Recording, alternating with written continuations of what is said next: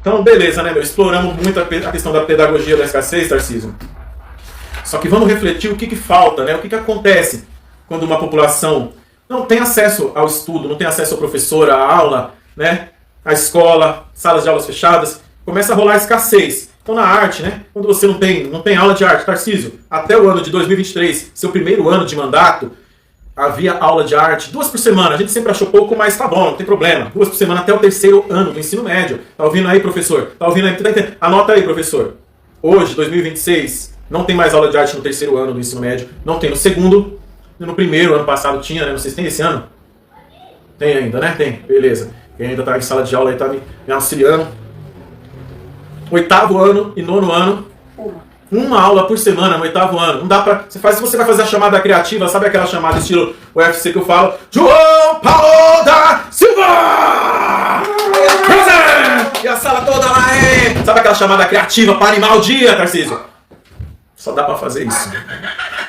Em uma aula, amigo. Não dá pra fazer mais nada.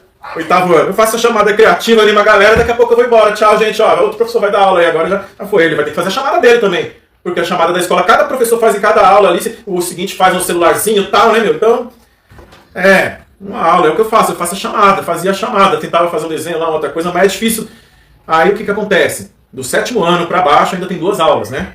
Então você vê a lógica disso, Tarcísio. Você que é um cara engenheiro, eu vou tentar entender a sua lógica. Crianças aí até o 7º ano, 2 aulas. 8º ano, só uma. Ensino médio ainda tem 2 ali no começo, depois tem mais. Sabe como que eu vejo isso? Que a arte é tratada como coisas de criança. Vai crescendo um pouquinho, não precisa mais não, que é isso, só português e a arte. Coisa de criança, deixa do 7º para baixo. Não parece isso? Não dá a impressão que ele enxerga a arte como se fosse coisa de criança? Aí o que é pior, né? Vamos lá.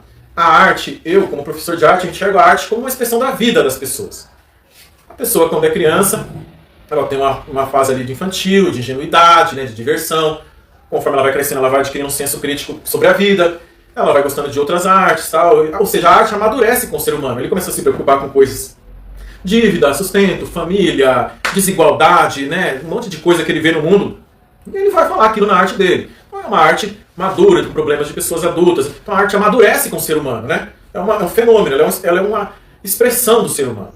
E essa expressão, a nossa expressão amadurece, com o nosso amadurecimento biológico, mental. A arte reflete isso. Aí o que acontece? O adolescente, quando ele está chegando nessa fase de começar a amadurecer e começar a fazer as questões, começar a ter os dramas, os conflitos da vida, do ingresso na vida adulta, é justamente um caminho, né? Como o filósofo, a gente vai falar de filosofia, mas eu vou falar aqui aquela frase do filósofo Nietzsche, sem a arte a vida seria um erro. Né? Então a arte existe para que a gente possa suportar a vida, né? Para a gente dar risada, humor. Então aí na fase crítica do adolescente, não vai ter mais arte. Pô, como que esse cidadão vai crescer, cara? Ele vai crescer com gosto artístico infantilizado. Sabe o que é, Tarcísio? Uma pessoa com gosto artístico infantilizado? O que é uma criança? Uma criança, ela tem o ego dela ali voltado para si mesma. Ela não aceita contrariedade, ela faz birra por qualquer coisa, ela acha que tudo tem que ser do jeito dela. E ela vai, tendo aqueles conflitos ali com a família, a mãe vai educando, o pai vai se adaptando à sociedade, vai tendo mais resiliência, vai se tornando mais forte. E vai aceitando a vida como ela é, que nem tudo é do jeito que ela quer. E nem todo mundo concorda com ela, mas ela tem que aceitar isso. Então esse é o amadurecimento da pessoa. Mas você vê adultos hoje em dia, e o cara pula alto quando o artista fala do político de estimação dele. Ah, o artista não pode falar de política. Você já viu falando isso, pessoal? Comentando, não pode falar, artista não pode falar de política. O que é isso? É um cara infantilizado. Ele não consegue ser contrariado. Ele viu que o artista criticou uma coisa que ele não... O cara criticou a desigualdade, criticou a violência. Eu, por exemplo, ouvi muito rap. Estou aqui usando uma camiseta do Racionais MCs com muito orgulho. Então eu por exemplo, cresci na periferia. Então a música rap, ela fala pra gente de situações de violência, de marginalidade, de desigualdade, de como as drogas destroem a vida das pessoas. Então antes de você ter contato com isso, você já está ouvindo falar que é perigoso. Então é um alerta. Por isso que muita gente fala que o rap é um resgate, né?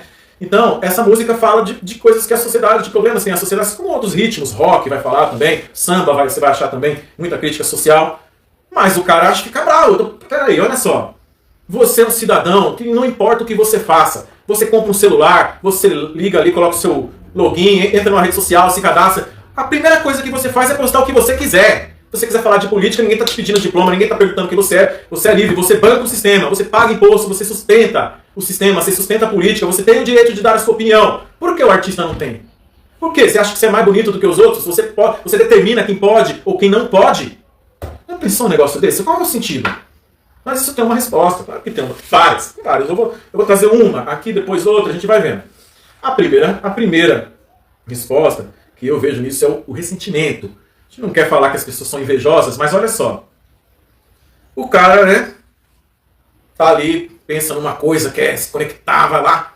Nossa, que genial que eu falei. Vou falar mal do mendigo ali na rua. Ninguém fala mal de mendigo, né? Não, eu vou falar mal do morador de rua pra mostrar meu ódio. 3 likes, 50 xingamentos. É o que acontece. Aí lá vai o artista. Ele pega... O que o artista faz? Ele é um cara que trabalha com linguagens expressivas. A palavra é uma arte, tem o escritor, o poeta, mas também tem a linguagem sonora, que é a música, tem a linguagem visual. Então, quer dizer, essas linguagens, elas despertam o senso estético, né? É gostoso você ver um desenho bem feito, uma pintura, ouvir uma música. Isso mexe com a gente, né? Então, quer dizer, a linguagem artística, ela tem um alcance. Então, o artista fala uma coisa, dependendo do que fale. Pode ser música de funk proibidão, pode ser sertanejo. A sociedade começa a dialogar sobre aquilo. Começa a falar sobre o que o artista... Agora, você que está aí xingando na internet, ninguém te dá atenção, cara. Aí você faz o quê? Você tem que aprender uma coisa, cara. Você não tem voz, você quer que o outro também não tenha, né? Você é que nem o Stephen, sabe? Já assistiu aquele filme Django Livre? Já assistiu, professor, o filme Django Livre? Django Livre. Vou pegar aqui uma cena do filme, né? Não é spoiler, gente. Esse filme é um meme conhecidíssimo aí. Stephen é o personagem do filme do Quentin Tarantino, Django Livre. Tá aqui na tela, tem uma cena que é o ator Samuel L. Jackson, que faz o papel do Stephen. Tem o Leonardo DiCaprio, né, que é o patrão do Stephen. E tem o Django, que é o Jamie Foxx. O Django, ele faz o papel de um escravo liberto. Então ele chega de cavalo na fazenda. O Stephen, que é o escravizado, né? Ele não é livre. Ele olha o Django de cavalo e ele fala pro patrão dele: olha, mestre, aquele tem um cavalo, né? Aquele negro tem um cavalo, né? Ele quis dizer isso. E o patrão dele fala: ué, Stephen, você quer um cavalo? Né? É óbvio, tá com inveja do cavalo, o cara quer um cavalo. Sabe qual é a resposta do Stephen, professor, que você ainda não lembra, e você também não lembra do filme? Qual? Pra que eu quero um cavalo? O que eu quero é que ele não tenha. Eu não quero que ele ande de cavalo. É isso. Você é o Stephen, cara. Você que acha que o artista não pode dar opinião, você é o Stephen. Você não tem voz e não quer que o outro tenha. E você não quer ter. Se alguém te oferecer a oportunidade de estudar, de aprender a praticar uma arte, fazer qualquer coisa, você não quer. Você teve a oportunidade, você foi pra escola, você ficou jogando bolinha de papel, xingando o professor. Aí outro que estudou ali, que teve a mesma condição que você, aprendeu a fazer um negócio interessante, você tá com raiva do cara, meu. Toma vergonha, cara. Pelo amor de Deus, né? Pelo amor de Deus, Brasil. Então, quer dizer, aí, você tem que pôr uma coisa na sua cabeça, cara. Arte não é apenas, né? Pode ser também, mas não é apenas papel de parede, cantiga de ninar ou estampa de fronha. Aí eu tinha umas estampas de quando eu era criança, realmente uns desenhos que eu achava o máximo na estampa de fronha. Depois eu cresci, né? Eu não achava tanta graça assim. Então, o problema não é você gostar dessas artes de papel, tem coisas lindas aí e tudo. O problema é você achar que a arte é só isso. Que só tem que ser desse jeito, só bonitinho e tal ali. É como eu tô dizendo, amigo.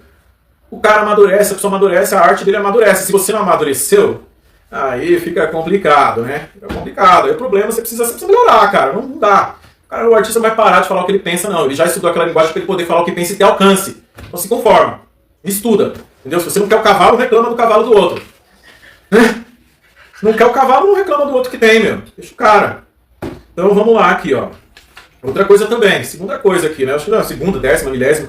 Arte não é só o que você gosta. Outra característica infantil aí, né? Bebê chorão ali, só o que você quer, meu. Pô. E é isso. Cada um tem o direito de falar o que quiser, utilizar os meios que quiser. Outro motivo, né? Falei do ressentimento que a pessoa tem contra o alcance, a popularidade do artista. Agora, nem todo mundo tem inveja. Tem artistas que também tem o cara tem inveja do outro, né? Eu vou citar um exemplo aqui da última semana aqui, que vai resumir exatamente o outro motivo que também faz as pessoas detestarem os artistas. Intolerância, né? Que também vem aqui do anterior. Você não consegue tolerar a diferença, não aceitar que o outro pensa diferente, você quer que ele cale a boca. Que foi isso que disse o grande cantor famosíssimo Gene Simmons, que ele é vocalista e baixista da banda Kiss. Dispensa a apresentação, né? Quem tem que se apresentar sou eu. O cara é conhecido no mundo inteiro. Um grande artista. Mas o que ele falou? Ninguém está interessado na sua opinião. Arte tem que ser entretenimento, divertir as pessoas e cala a boca, meu. É isso, ele é um cara que acredita que a arte tem que ser só diversão. É aquela questão que eu falei do papel de parede, da estampa de fronha, tem que ser legalzinho, bonitinho, né? Agora, antes da gente sair criticando ela, porque todo mundo tá falando, metendo pau no Gene Simons por causa disso, né, que não sei o que, você é fã do Trump, pá, não é pá. Não, isso é outra questão, amigo. Isso aí é só um detalhe. Sabe qual é a questão aqui? Você tem que se colocar no lugar do Gene Simons. Tem que entender o cara, o lugar de fala, né? Tem muita gente que não sabe de alguns detalhes, não pesquisa a história, conhece algumas músicas da banda e tal, mas não conhece muito assim, nunca pesquisou. Então, quando você procura saber a história do Kiss, você percebe que faz todo sentido ele achar que música, que arte tem que ser diversão. Por quê? Ao longo da história, quem conhece a banda sabe, não é nenhuma novidade isso tem. Eu não vou nem puxar fonte aqui pra isso, porque tem tanta informação na internet. Vou colocar a foto do Gene Simons aqui, peraí. Gene Simons, baixista do Kiss, voltou a gerar debate ao criticar duramente artistas e celebridades, enfim. Aí tem aqui, ó, basicamente, cala a boca! Faça sua arte, cala a boca! Ninguém está interessado nas suas opiniões, nem eu. Isso aí só por si só já é contraditório, porque tá dando uma opinião. Ninguém está interessado na opinião, por que você está falando a sua? Então a pergunta que eu faço é, você conhece a história da banda Kiss? É uma banda, olha que detalhe revelador, vai explicar. O Kiss é a banda por excelência que representa o conceito de gosto artístico infantilizado. Porque se você pesquisar os negócios da banda, ao longo da história, o Kiss ganhou mais dinheiro vendendo brinquedo do que vendendo música. Você acredita nisso? É verdade. Isso aí você pode pesquisar que é vasta informação. O próprio Gene Simons não é um problema nem pra ele admitir isso. Porque ele mesmo já chegou a declarar que a marca é mais importante do que a música. O que é a marca? Venda de souvenirs, camisetas, brinquedos, revistas em quadrinhos. O Steven Tyler, vocalista da banda Aerosmith, já chegou a chamar o Kiss de banda de história em quadrinhos, ironizando, né? Então, quer dizer, o Kiss é um exemplo de banda que se explica tudo. Explica tudo. Não precisava nem dizer mais nada. Então, quer dizer, o cara acha que a arte só serve pra vender brinquedo. Ele é um grande vendedor de brinquedo. Mas aí, né? O problema é ele achar que todo mundo só pode fazer arte do mesmo jeito que ele. Pelo amor de Deus, né, cara? Você quer vender brinquedo? Eu admiro. Eu vou falar aqui da sua história aqui, porque eu respeito muito. Mas nem todo mundo tá no mesmo negócio que você, né? Então, olha só. Porque agora você me pergunta, né, amigo? Por que você tá falando do Kiss e tal, né? Tá falando de bandeira, começou na bandeira, chegou no Kiss. Tem uma coisa muito em comum entre o Tarcísio e o Gene Simons, vocalista do Kiss. Muito em comum, que tem a ver com o que eu tô falando. Eu tô falando o quê? Da pessoa que tem o gosto deficitário, não desenvolveu um conhecimento em arte, um gosto deficitário, mesmo sendo um grande músico, né? Mas não quer dizer que tem uma formação completa. Olha, por exemplo, o Tarcísio e o Gene Simons. São exemplos de duas pessoas são exemplos de pessoas que mesmo com grande poder aquisitivo, acesso a melhor educação, o Tarcísio é formado no ITA. É uma das melhores escolas do mundo. E mesmo assim o cara trata a política pública sobre arte como coisa para criança. Um cara formado no ITA. Inquestionável a formação. Só que ele trata a arte como coisa. Então, quer dizer, o Tarcísio, você tem que cantar o hino nacional, cara. Você entender que arte é necessário para os adultos entenderem o hino nacional também. Eu vou falar um pouco do seu... Porque, ó, você, com certeza, deve gostar do hino nacional tanto quanto eu. Aí, no hino nacional tem aquela palavrinha, né? Aquela letra, aquela maravilha de verso. Em teu seio, ó liberdade, desafia o nosso peito à própria morte. Olha que força. Em teu seio, ó liberdade, desafia o nosso peito à própria morte. Ou seja, a pessoa está disposta a morrer pela liberdade. Né? Tá entendendo, né, Tarcísio? Você tá entendendo onde eu quero chegar, né? Eu vou pegar o print aqui, ó. Tarcísio, a gente tá vendo aqui, ó. Você com boné, Make America Great Again. Sabe quem fala assim? Donald Trump. Donald Trump. Make America Great Again. Tarcísio, eu tenho aqui uma matéria. Tarcísio defende entregar algumas vitórias a Trump para negociar tarifaço. Olha, da Gazeta do Povo, hein, Tarcísio? É um veículo de comunicação conhecidamente favorável a esse simpático ao bolsonarismo, ou seja, não é aquele jornal que fala mal de você. Estou pegando uma fonte aqui. Só que você vê como nem a Gazeta do Povo passou pano para você nessa, Tarcísio. Ó, olha só a sua fala, segundo o jornal. Acho que é fundamental compreender um pouco do estilo do presidente americano. É um presidente que vive da economia da atenção, como ele é carente. Que gosta de sentar com o chefe de Estado, botar sentado. Por que botar sentado, Tarcísio? E dizer, olha, consegui uma vitória. E ele está querendo colecionar vitórias. Uau, é um conquistador. Então, ó, esse é o grande finale. Segundo o Tarcísio, a conclusão é, então, por que não entregar algumas vitórias? Peraí, meu amigo. Você canta o hino nacional, em teu seio a liberdade, desafia o nosso peito à própria morte. Palavra forte, uma letra fortíssima dessa. E na primeira tagarelada do cara, você fala entregar o país, entregar... O cara gosta de ser vencedor, então é você o perdedor, tá ok? Pô, Tarcisão, não, meu. Não, cara. Você é um militar, meu. Eu que sou um civil, não consigo me conformar com isso. Um militar aí de alta patente que nem o senhor. O cara não chegou nem a disparar nada, só falou lá que ia aumentar a tarifa, lá você já falou entregar o país pro cara, dar presente pro cara, assumir o papel de derrotado, né? Porque se ele gosta de ganhar, então você vai agradar ele e você vai fazer o papel de gostar de perder.